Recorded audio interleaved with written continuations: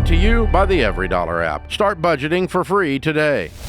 I've just started listening to this show, and I've realized I need to make some changes. And so I was just calling for some advice. Well, the good news is this is as bad as it's going to get. It's going to be easier from here on out. How much debt do you have? I've got about $300,000 in debt. Okay, break it down for us. It is, most of it's student loans. I got about $220,000 in student loans. And then the rest of it is IRS debt. I have about $80,000 in taxes I'm going to have to pay back. Wow. Were you self-employed? How'd you rack up $80,000 to the government? Yeah, so how I ended up in both of these situations, after college, I turned pro at golf, and I traveled around playing golf. And so this year, I got audited for, I've been using a Schedule C. I got audited for all my tax years from, 2015, 16, something like that.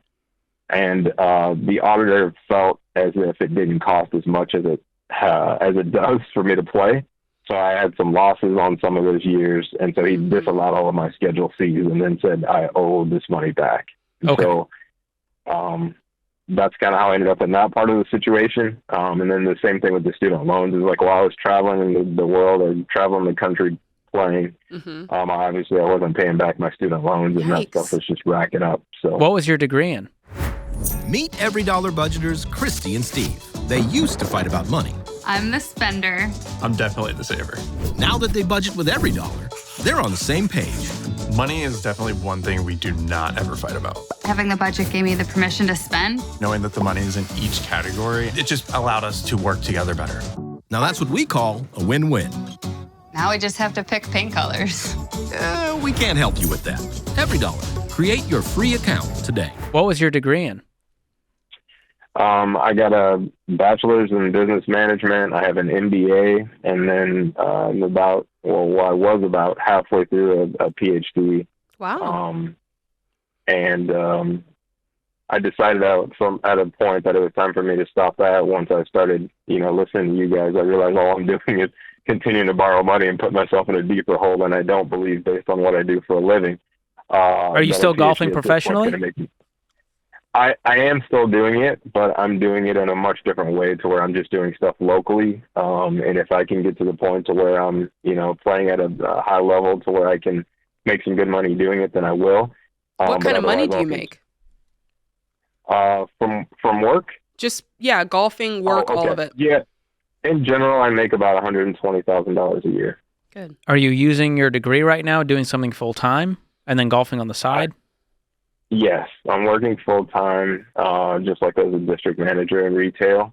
And it allows me to have a little bit of flexibility to be able to practice and stuff like that during the days. And I also have a girlfriend I've been with for a very long time, and so she makes decent money as well. So that's how I'm able to even be able to still play some and participate some, because I got to put up all that money myself for these events and stuff like that. So, are you doing any coaching lessons right now? I do just a little bit. I do this program where I teach veterans or people that have been wounded in the military, and the PGA gives us a little bit of money for doing those lessons. It's not a lot. I probably make like about $4,000. Okay, but on top of that, could you start consistently coaching and doing private lessons? Because you can make good money doing that locally without having to travel. That would be a great idea, and it's something that I think I need to figure out how I can just get started doing it. I mean, I'm certified to teach, and you've got an MBA, so you know how to start a business. That is true. Definitely true. And I lost, just so you guys will know, I had, when I was playing pretty well, and my agent stole all of my money, and went to... No, it's fine. It was my fault. I didn't need an agent, but I didn't know. When you're 21, sometimes you just don't know stuff. And so, that's tough. He stole about $250,000 from me, and and so that was everything I had. And then I just started borrowing to try and keep going, and that's how I ended up here. So you're back here. You're back here. You have checked that the $80,000 that you owe to the IRS is legit. You actually do owe that money. Good news is you have a good income and a lot of ways that you can supplement that on top, which George outlined. So from there, kind of how can we help? give us a closer look at what your real problem is. Is it just knowing what debt to pay first? Is it having the motivation to put the money onto the debt and not spend it elsewhere? Kind of where's your pain point? I mean, I'd say that's the biggest thing for me. I find myself spending money on stuff that I don't feel like I should or even deserve to spend money on, and I just got to make some better decisions. So I was looking for, I just needed to talk to somebody, to be honest. I'm just getting going on this, and I really wanted to talk to somebody that could at least maybe have been through somewhat of it. To just help. Hey, Jade Warshaw's been there, man. Listen, I mean, what was it, 468,000 you guys paid off? When he said his student loans, 220, yeah, we had 280 of student loans, and our total amount was 460, not including our mortgage. So I kind of feel where you're at. And hey, here's the good news for you, Scott. You're making far more money than Sam and I were when we got started.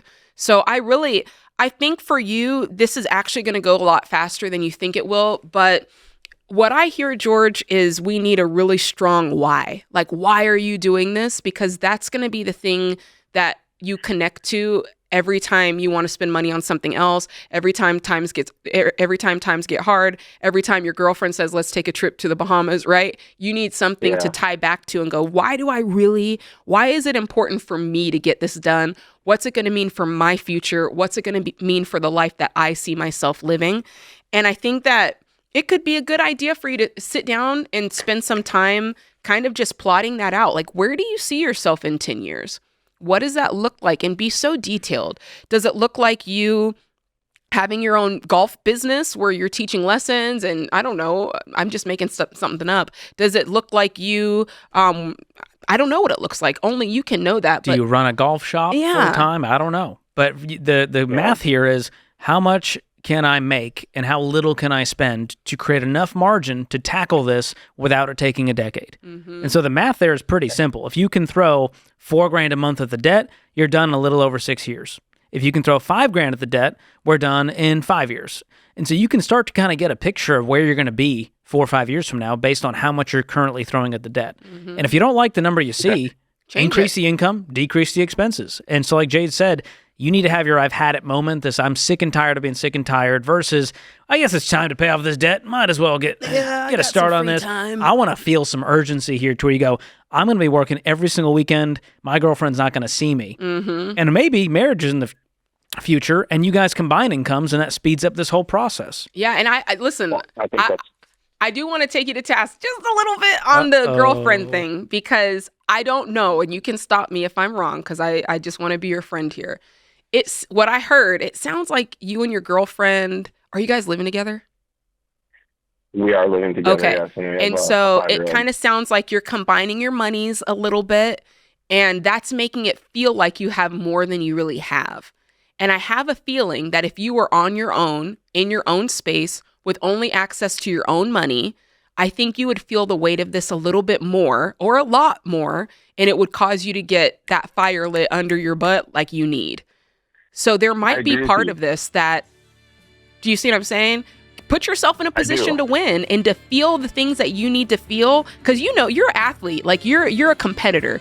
You know what it takes for you to compete at your highest level. And sometimes it's that, you know what I'm talking about, George? You just need that push. I wouldn't get married as like a debt payoff hack, but I would get married as an intentional life hack. There you go. Interesting. Listen, we're going to finish it off with a hot take. Get married and pay that debt. Create your free EveryDollar budget today, the simplest way to budget for your life.